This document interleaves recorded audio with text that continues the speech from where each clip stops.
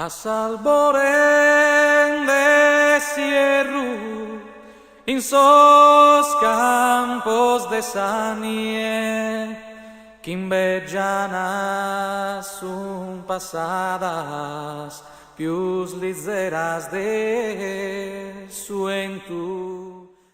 Allora, la ricetta che vi voglio dare oggi è molto veloce e pratica. Più che una ricetta è un pesto.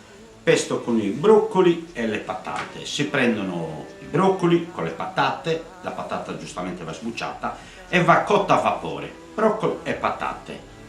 Quando sono cotti si tolgono dal cestello, si mettono nel frullatore, un cucchiaio di ricotta, uno spicchio d'aglio, un filo d'olio e 2 acciughette.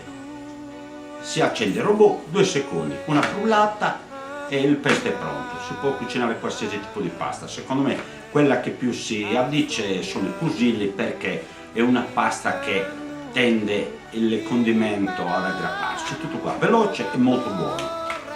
Quarto d'ora di preparazione, state già pranzando. Sul sole, anche il cadu in sadie, che invejana spro schidare uno fiore bianco mie.